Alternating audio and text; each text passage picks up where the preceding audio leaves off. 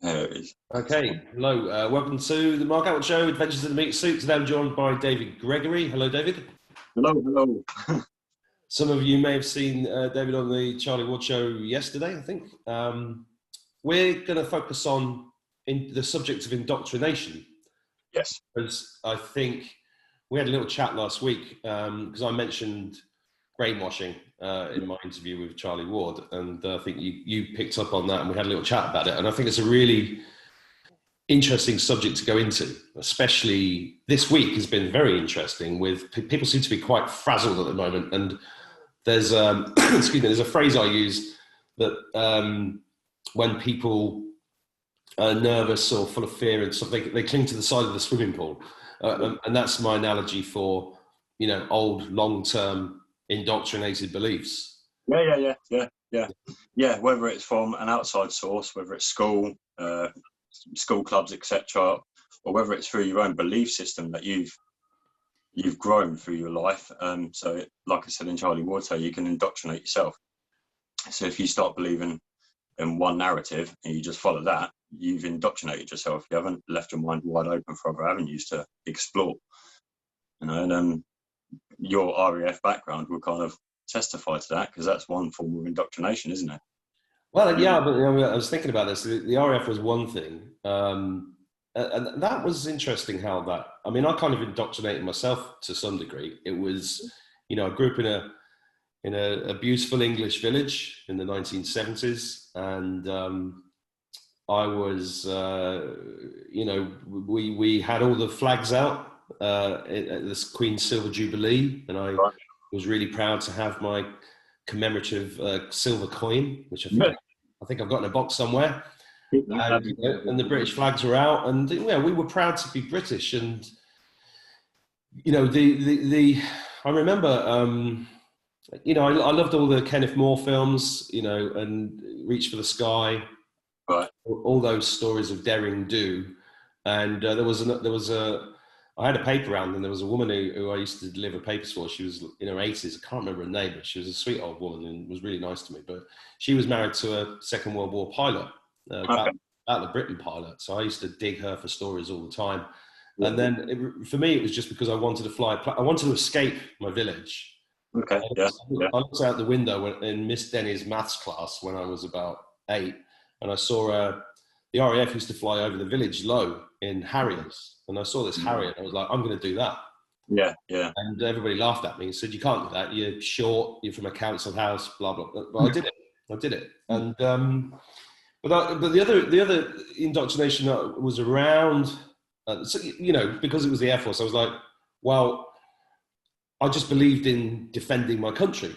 Yeah. And I saw the Queen, and everything was all kind of important in that whole thing. But so how much of that? It's interesting whether that's brainwashing, indoctrination, or how much of it I did myself. But I truly believed in it all. I truly, really did believe it all. And going through all of this stuff over the last 10 years, the things I found out about the royal family and who runs the world and what they actually do to the children and everything else, it's heartbreaking.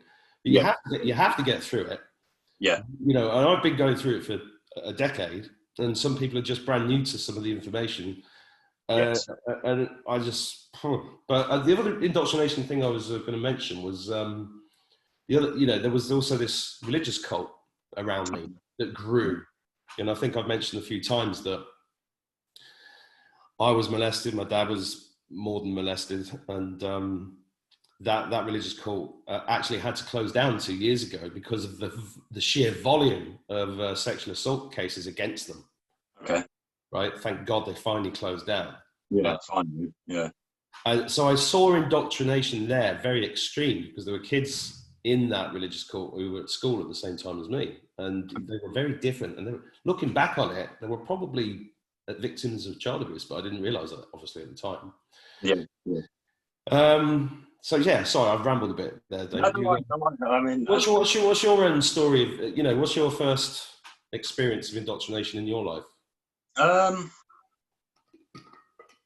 Finding out what actually indoctrination, in the actual meaning behind the wording, I guess that's really woken me up to a lot of things. So as I said to you about being in cadets, that was one form of indoctrination.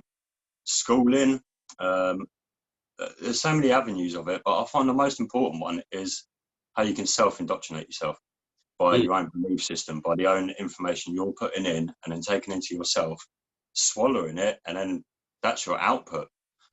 That's probably the biggest form of indoctrination. But people need to wake up to the fact that they've been abused by the indoctrination system. And if you can wrap your head around that and accept the fact that you have been indoctrinated, then your mind opens up and you start looking at other aspects. And like Charlie said, you've got to have an open mind. Well, you know, I've got a flashback then to the election in 1979. And because I came from a working class family, I remember being in the school playground, having arguments with the teacher, because I was like, well, if you don't vote for Labour, I'm not going to come to your class again. And, you know, because I believed that Labour, socialism as a kid was the best thing for working people. But, you know, I've since, you know, a lot of my friends throughout the last 30 years are left-leaning, socialist, and I totally understand why they are. Yeah. It's because it's a great sales pitch, isn't it? It's like equality for all, blah blah blah. But when you look into it, when you look into socialism, the roots of socialism is really communism, which is Marx. And then you realize that Marx was a Satanist, and you can go and research this. If you don't believe me, go and look up Marx's satanic poems that he used to write. And then you realize that the Rothschilds and all these other mofos created these gatekeepers. They create these gatekeepers of knowledge. And so Marx was one that was basically commissioned by them to create Das Kapital, which, by the way, I've read cover to cover, read it in my economics degree, relative surplus value, for any of you that know about that kind of thing. And what a crock of shit. And that book, you know, indoctrinated millions of people, but is also responsible. That book on its own is responsible for the deaths of hundreds of millions of people. Wow. Communism has killed more people than anything else in the history of the world. It's just not right. You realize that you've got to go, well, you know, you've got to ask questions. You've got to ask questions. I had you know, when I left the Air Force, when I turned off my dad's life support machine off, I went through, everything blew up. And I used to describe it like all aspects of my personality all blew up into the air, and they all came down, and they were different when they came down. Yeah. So yeah. My, you know, moral compass, things changed, you know. Yeah, your foundations. Yeah, your foundations of who you are, your character. Foundations of your character literally just crumble, and you've got to rebuild it. And life seems to be a constant. You know, I'm constantly rebuilding, right? Yeah. Because I welcome the change, and I welcome new ideas, and I welcome questions, and I try to keep an open mind on everything. You know. Yeah. But they when I say they, you know, we are the human race is socially engineered. Wouldn't you agree? Yeah, 100%. 100%, again, by the information that we're fed. So many people will literally, just reading a magazine article can completely change the terrain of your mind. Neuro-linguistic programming. Mm-hmm. So, I don't know, let's just stick with a magazine article. I can't really think of a subject, but something that plays on your emotional heartstrings, and then that, of course, in turn is going to have an effect on what you output.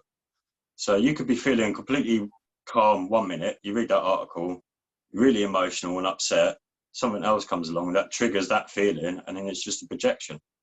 And that's just someone's just playing with the terrain of your mind just by putting something. Aren't we living during this pandemic? Aren't we living in the most incredible example of how divided indoctrination has made people? So, you know, one of my friends on Facebook the other week put up a post going, well, this pandemic, this virus is really, really serious. And I can't believe how many people are saying, you know, wake up sheep, or what's wrong with these people? It's like they've read the Bible and they've become all religious, and blah, blah, blah. And I'm like, wow, that's really interesting, because he started the comment with this virus is really terrible. Right. So everything after that, as far as I was concerned, was completely invalid. Yeah, because it hasn't done any research into what's going on.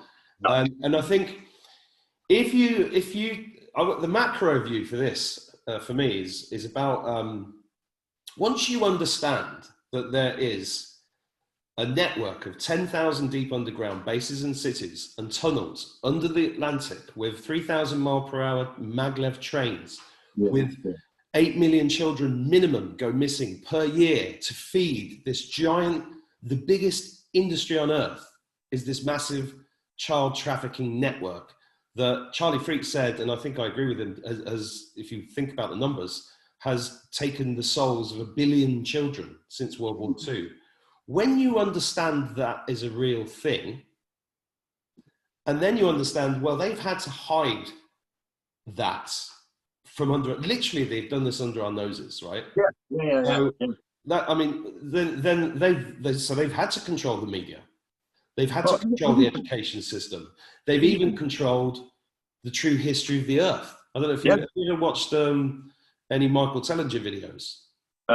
Only the stuff that he's done with Charlie Ward, but I have seen some other stuff that's been hair raising. So that I can't remember what it's called now. And out in America, they thought it was a mountain, but it turns out to be a tree. Yeah, I mean, I first came across that idea in about 2014, and I put it up on Facebook, and everybody just laughed at me. I put it up again the other day, and people laughed at me again. But it is a tree. Yeah, basically. You can tell it's a bloody tree by looking at it. It's obviously a tree, right? And it's not the only one. There's one, South Africa, there's one in Cape Town, Okay, yeah. And then you think, well, how did that get cut so perfectly straight across the top? Yeah. If you accept that it's a tree, how big must have that machinery been? What was that technology? What? But, you look into Michael Tellinger's stuff. He talks about Adam's calendar in South Africa, which is like the oldest working, fully functioning stone circle calendar in the world. But he found the footprints of, I think it's 2 cities that have a bigger footprint than London and have tons of evidence of advanced technology there.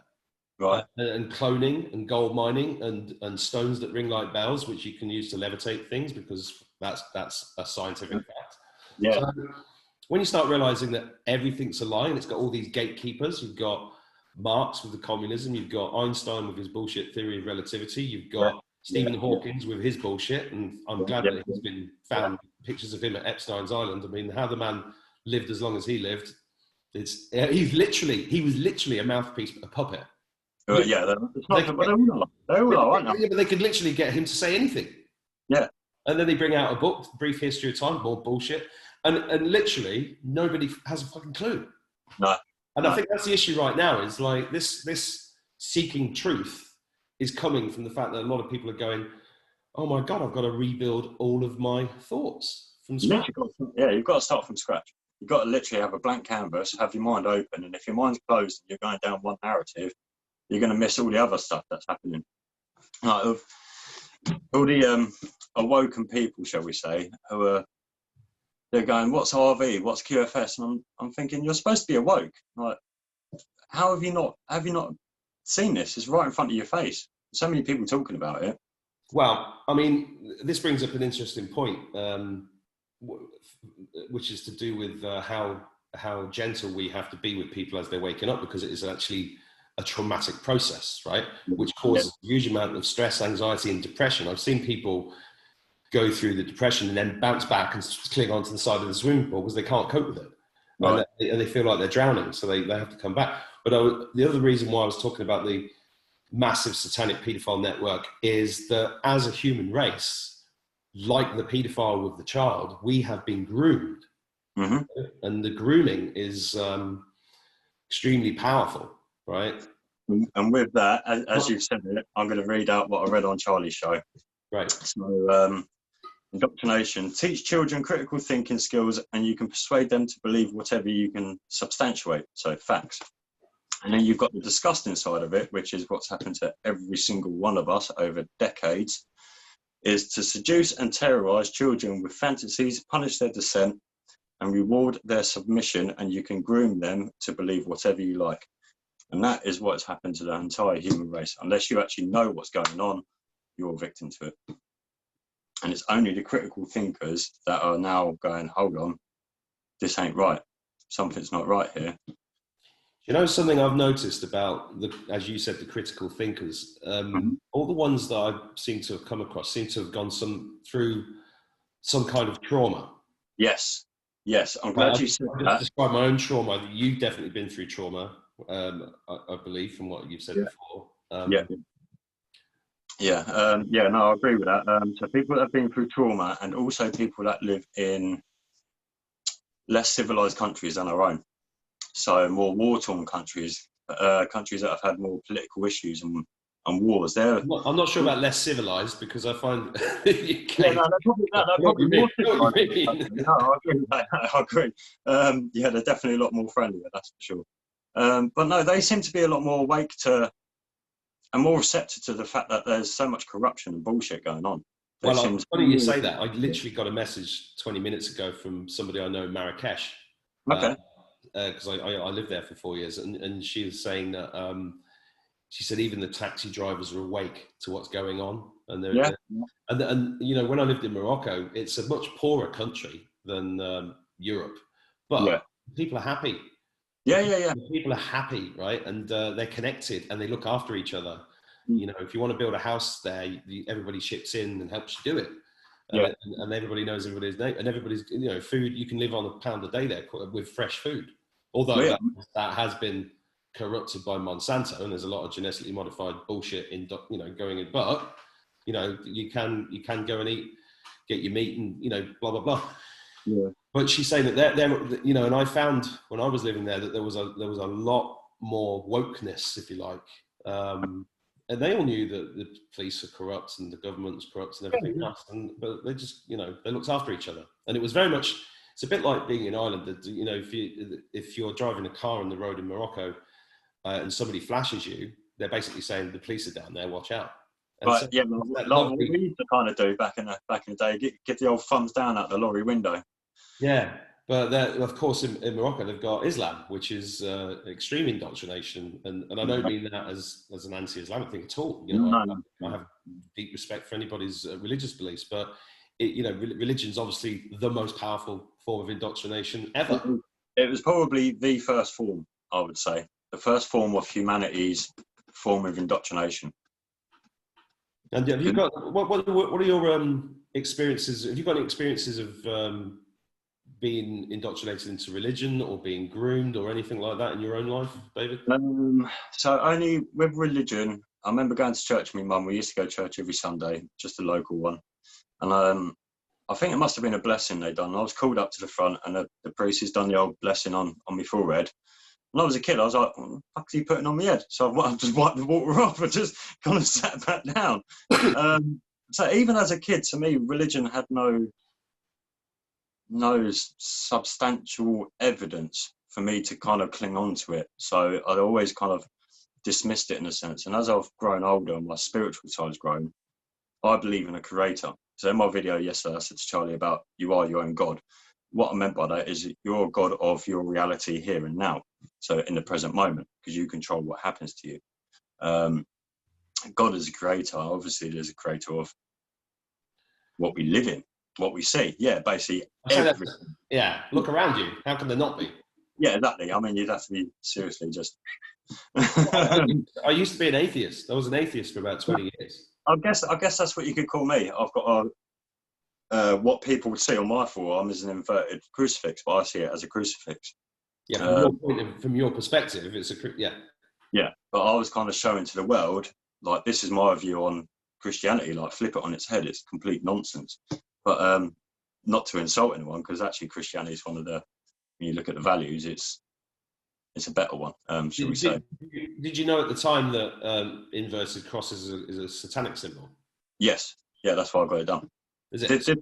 This was during my dark phase, when I was like, okay, well, if God's going to take all my loved ones away from me, then he's not that much of a nice guy, is he? So, what's funny, it was my mum that actually told me about this satanic Bible. She got talking to a security guard at work, and he was into it, so she got me the book. Very interesting, like, how I kind of fell into it. But I read the book, and it weren't so much the dark side of it. There had some very interesting stuff in there. Like, they talk about psychic vampires, so people that feed off your emotional energy. So, prime example, someone comes to your birthday party, you don't go to theirs, they get the arsehole about it. That's a psychic vampire. Okay, because they want your emotional energy, they just want to take from you all the time. And I think that's actually a really valid, good point. Well, I think every doctrine has good points in, otherwise it wouldn't catch on with anybody, would it? Yeah, exactly. It's got to have something to reel you in, hasn't it? Basically. But yeah, I mean, I went into it as a follower. I weren't meeting up with groups or anything. I just read the book, did a bit of research, and then just moved on with my life. And now I'm fully in the light, and that's all I want to give to people: more and more light. But I think I've got a few memories that pop up. I was friends with a film director who got nominated for an Oscar, and he was very Luciferian.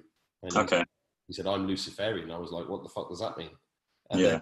then you look into it, and one of the things that is really interesting about how we it's all divide and conquer.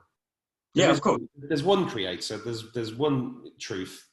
That's it, and we are aspects of that creation, and we choose to come incarnate at this time to go through the trials and tribulations in order for our souls to advance and our consciousness to raise. That's basically the way I understand it. Yeah, I agree with that totally agree with that. Yeah, so that's the adventure in a meat suit. That's why I'm starting the channel, because that's what it is. I like your analogy there, calling it a meat suit, because it's exactly what it is. It's just it's a vessel for us to travel in.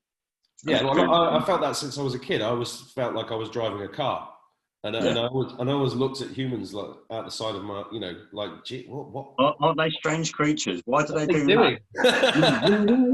Same. I call it cuckoo, I guess, but yeah, often I've sort of thought, I'm not from here. Why do I talk about humans like they're, I don't know, like a third party? That's the way I. Yeah. Good way of putting it. Yeah, third party. Yeah.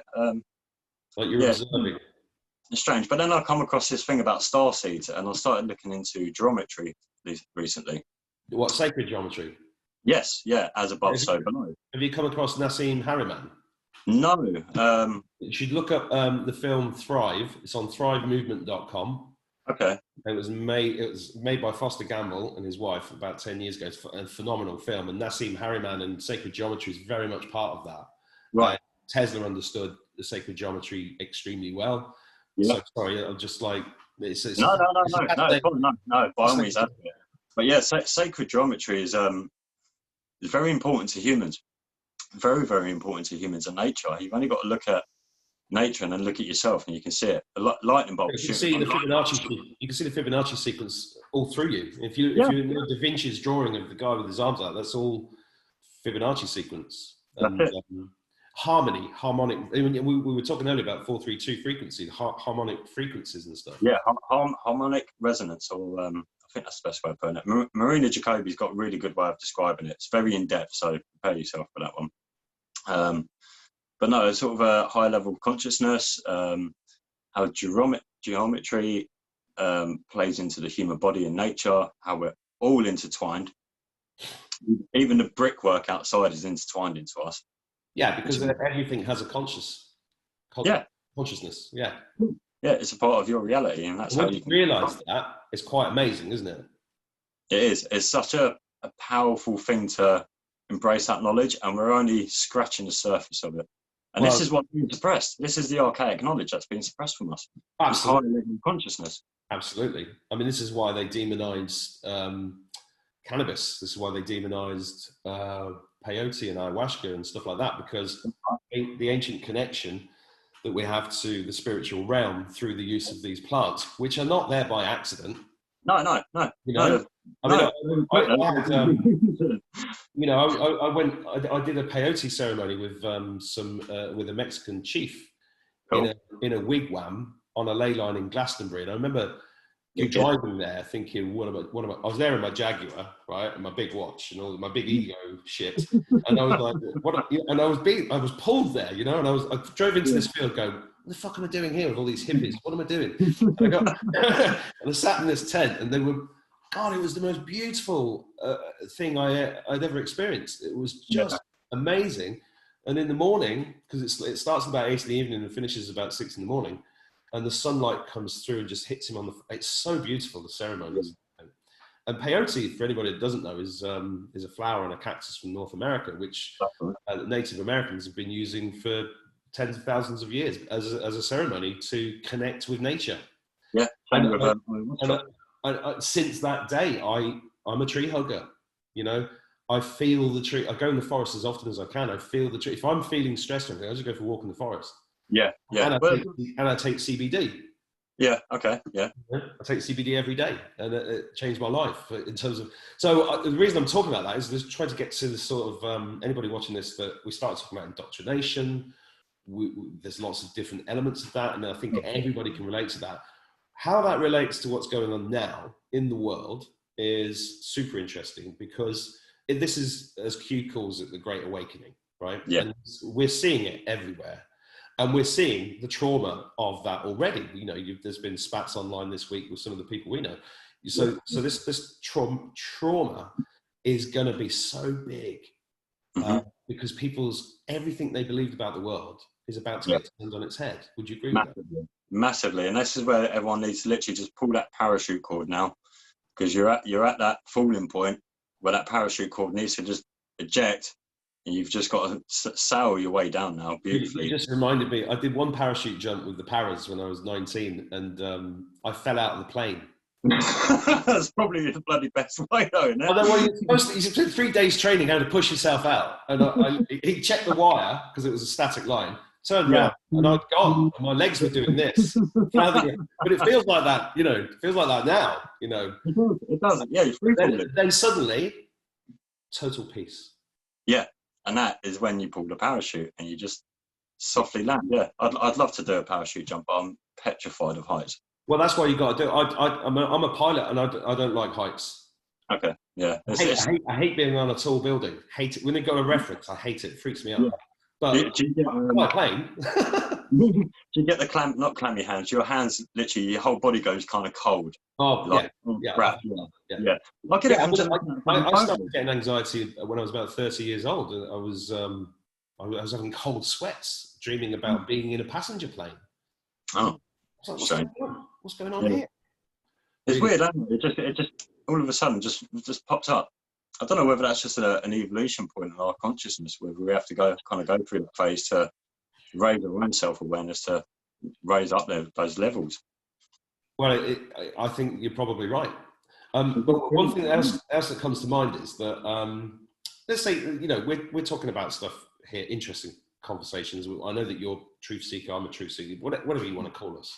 Yeah. It seems to me that the people that don't want to look at the truth see us as the indoctrinated ones, which I find really funny, because I think it's the opposite, right? So the Facebook comment I mentioned earlier with my friend saying, oh, it's like they've all got religion. I mean, another friend of mine in London not long ago, he said, oh, you just sound like you're just a religious nutter now. And I'm like, well, you know, I've put in maybe 30,000 hours of research over 20 years, at least. Yeah. At least. And I've taken information from thousands of sources. Yeah. You know, to come, and then I've had to go through this massive breakdown myself again and then again. And, you know, and I was suicidal a couple of years ago, and I got given the choice by God, and angels appeared, and somehow I got through it. And here I am now, literally not giving a fuck what anybody thinks about me. Yeah, that's the best way to be. I don't know whether this will come up on the camera or not. Let's have a look. Oh, if I'm I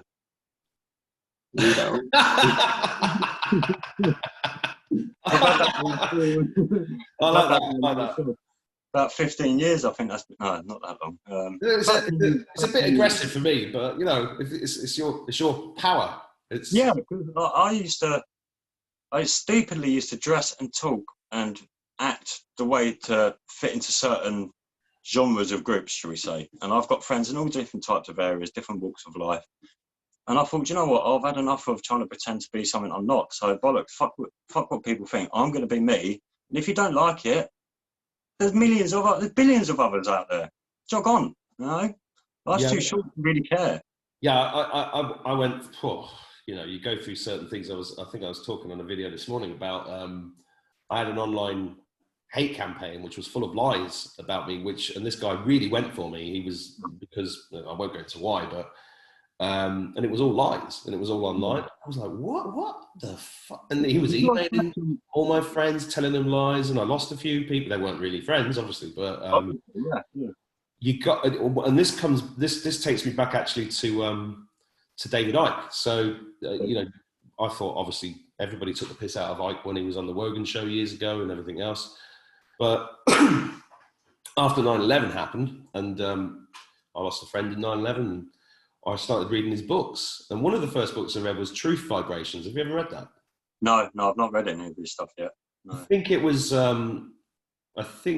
written in 1998, and Truth Vibration, he was talking about this time. Okay.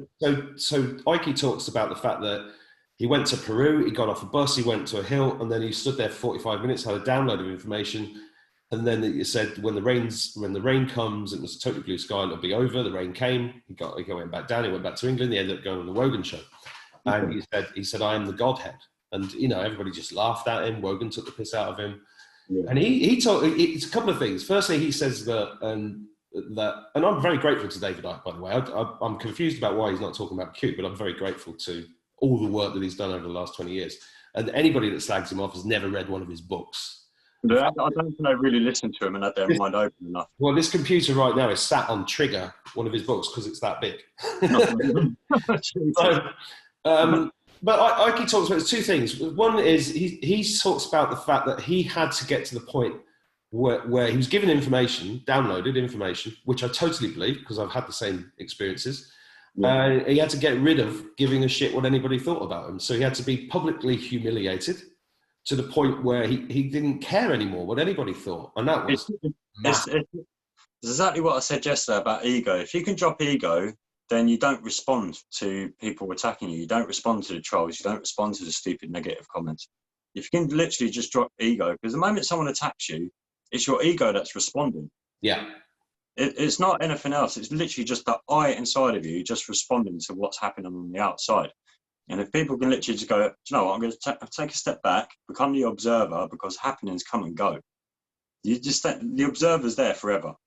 Always observing, just like our consciousness is there forever. As David Icke says, I can't remember the exact way he put it, but basically consciousness is forever. Even when our body dies, consciousness will always carry on. So always speak your truth and don't fear. And it's a very liberating thing if you can get to that point. I feel like I'm getting there, and I call this Adventures in the Meat Suit because I'm a human being and I screw up and my ego still pops up and I'm fighting it all the time, Yep. But it does still rear its head. I apologise to everybody for that, but I'm trying to learn. But in Truth Vibrations, he also talks about this specific time that truth is the only thing that can exist. It's like I imagine it like an apple tree being shook. Right. All the apples have to fall out, and the only thing that's left is truth. Okay. Yeah.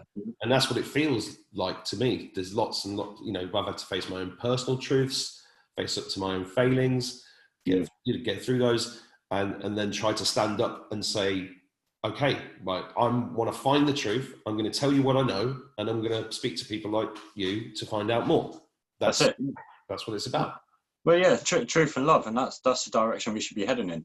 So people attacking each other, it's not going to benefit the situation in any form or sense. The only people we need to be attacking is the sick bastards in control that are taking our liberty and freedom away, and they've done that for generations. Like, people need to get angry, and they need to get angry in the right direction. And it's not at your fellow friend or your fellow man. That's all they're doing is just spreading a truthful message and trying to get their point out there.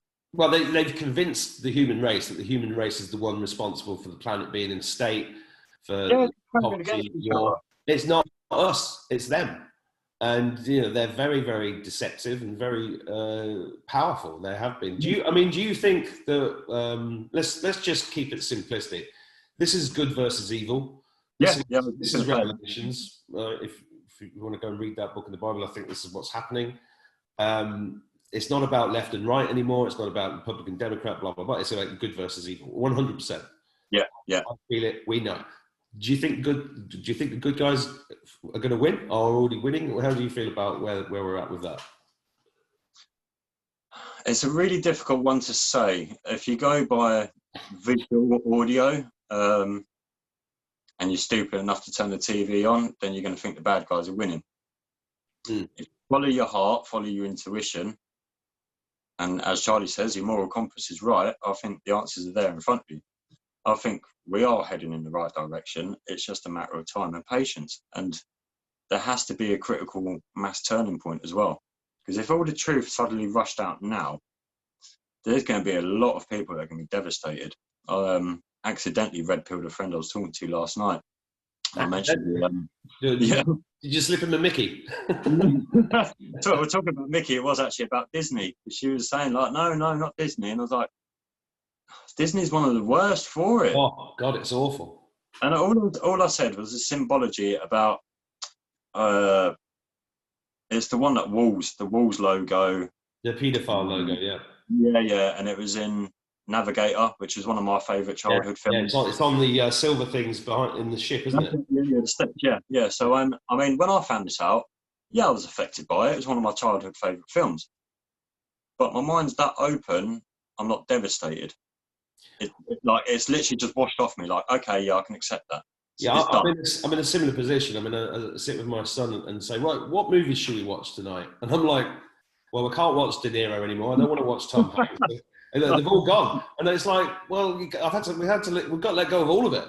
Yeah, pretty much. We ended up watching Braveheart with Mel Gibson because Mel Gibson came out and talked about this stuff, and I think then I watched Braveheart, and I'm like, wow, that's a problem movie. But we've got to let go of all of it. It's all got to go. All of it, all the music. Well, a lot of music. There's certain artists that have been trying to get a message out for a long, long time. Talk about 432 hertz actually. So if anyone wants to go and check this out, go into Spotify, search 432 hertz and playlist, and the number one artist you're going to see in there is Bob Marley and the Wailers. Ah, interesting. Yeah, on the reggae side of stuff, and he's been banging that out for years and years and years and years, raising people's vibrations. And I mean, he died of cancer of the toe, didn't he, when he was living in London? Yeah, apparently. So he must have been wiped out, basically. I think he went into hiding. He was another one that knew too much. Probably was told, be quiet or we're going to do the off of you. So he thought, well, I'll go into hiding then. It's interesting. Also, for David Icke fans, Gareth Icke, his son, he records in 432. His music, I've seen him perform at Wembley and met him a couple of times. So there's people out there that are aware of this and are doing it, which is fantastic. And so what I think we're leading to is this is all about personal responsibility now, and getting through the indoctrination being as it leaves your body like a. It's like I see it as a bit like Venom in Spider-Man. You know, that suit that's just like you can't take the bloody thing off. Right? It comes off, and it's a bit like taking off a plaster, right? I think there's going to be quite a big short shot. I think this has to be. You can't just keep. There's going to be some bleeding after. Can't keep peeling it off slowly. And this year, 2020, has been about. You say when the truth's out. Well, the truth is already out there. It's just there if you want to find it. If you start at the right frequency, you find the truth. Because there is only one frequency for truth, right? Which is probably 432. Yeah, yes. Well, apparently it's the God consciousness frequency. So have you looked at cymatics ever? No, I'm kind of just bordering on that, kind of going down into that not that rabbit hole, but that education side of stuff. Because one thing so it's basically, if you put like iron filings on a piece of paper and you play certain frequencies, it forms these shapes. Yeah, I've seen that. Yeah, I know what you mean now. Yeah. Extraordinary. Yeah, well, Egyptian temples, they have frequency chambers. Exactly. So, I mean, that's obviously pretty much a healing chamber, isn't it? Well, but yeah, you know, I've got some orgonite here somewhere. Have you heard of orgonite? Orgonite. Is that a crystal?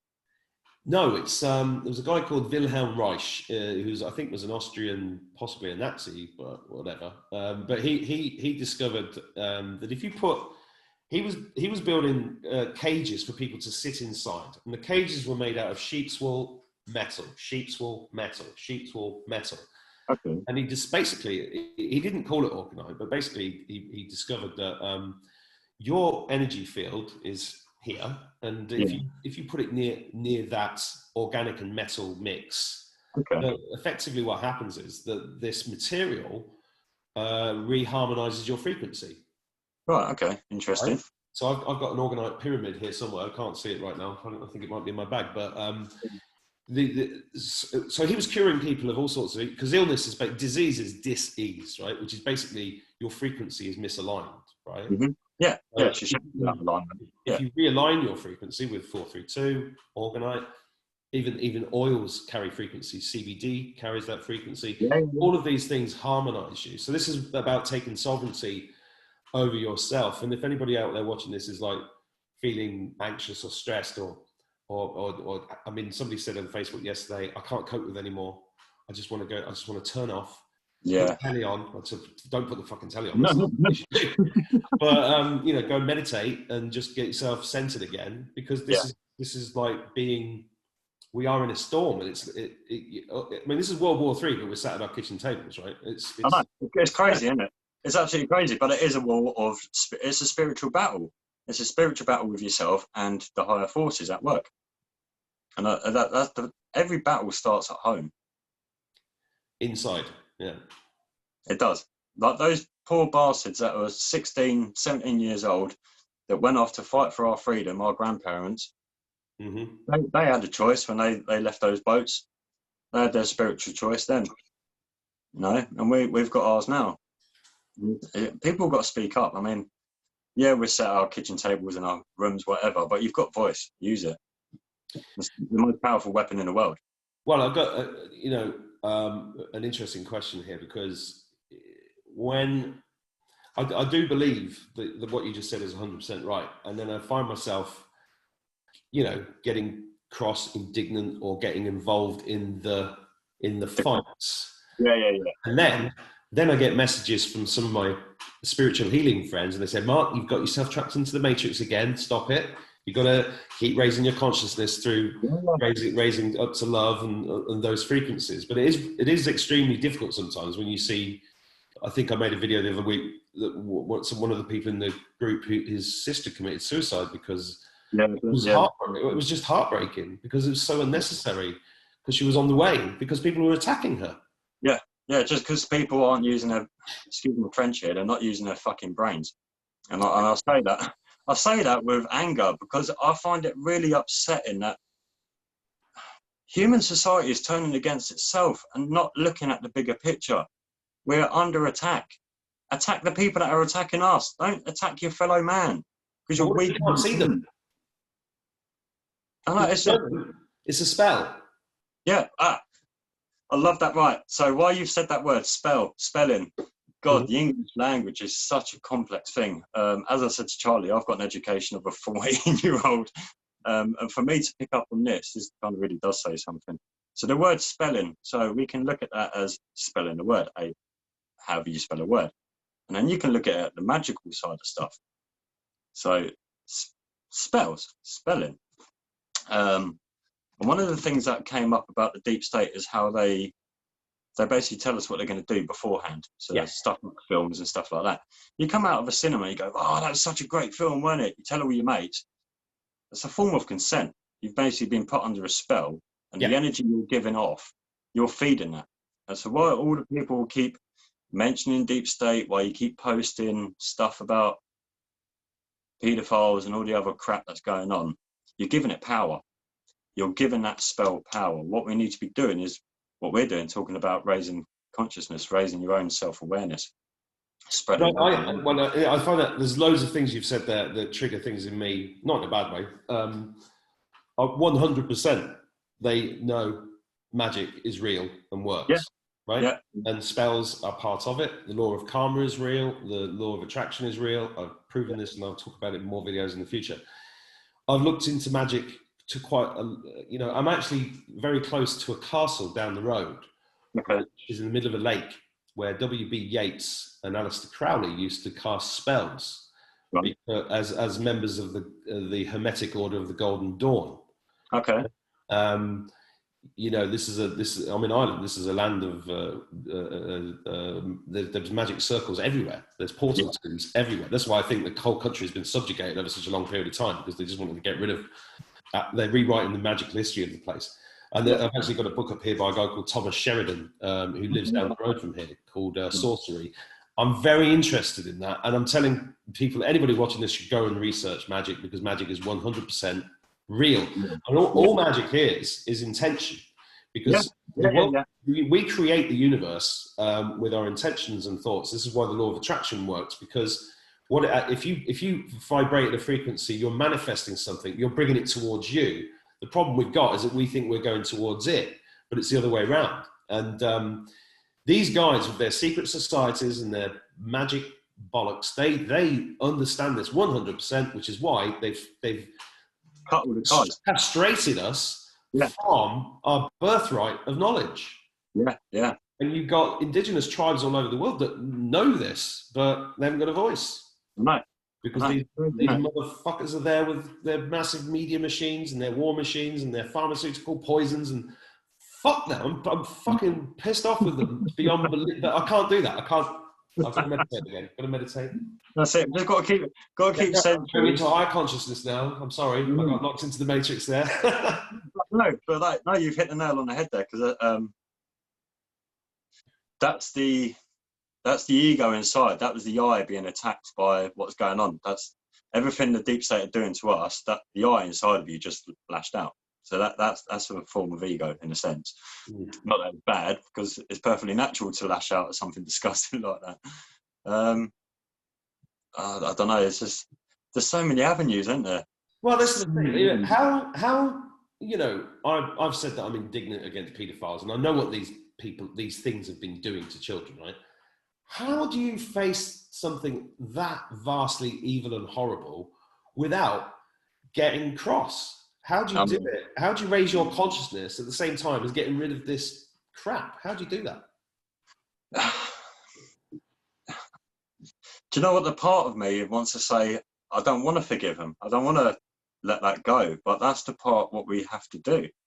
It's, as Jesus said, you've got to turn the other cheek.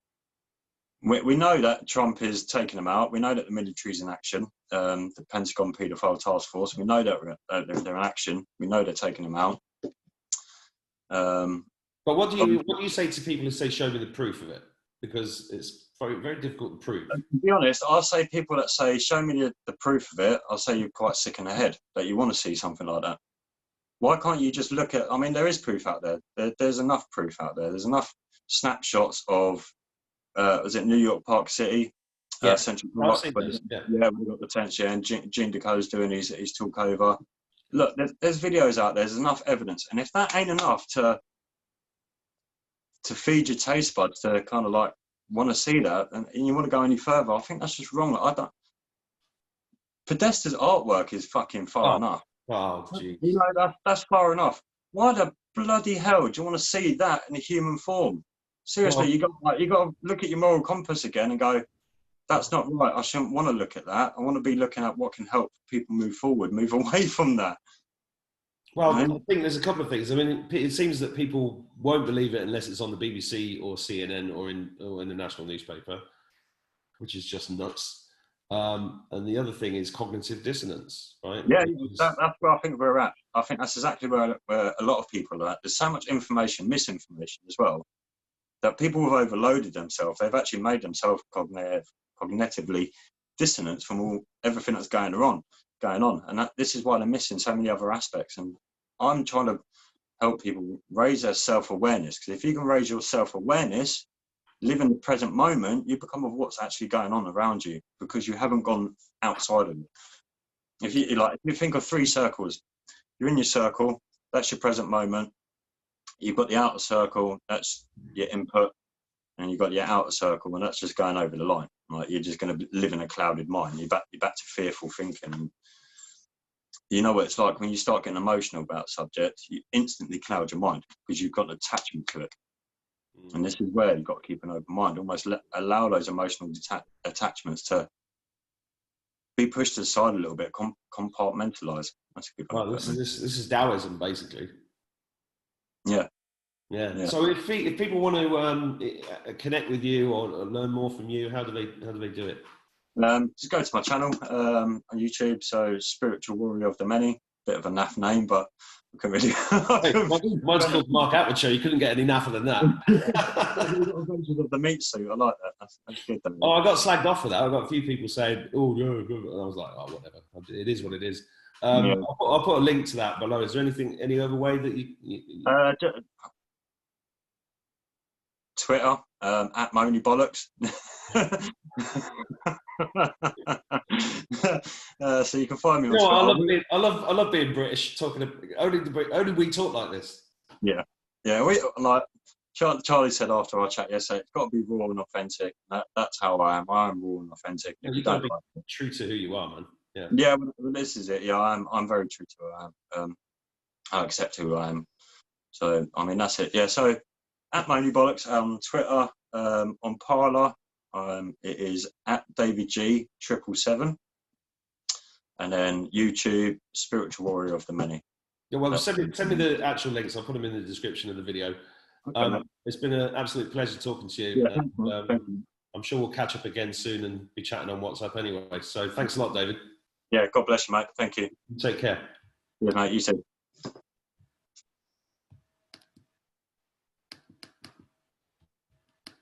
It's like the news reporters at the end tapping the paper. Have they finished yet? I've got to edit the bloody video. Come on, it won't work. I'll call you back in a minute.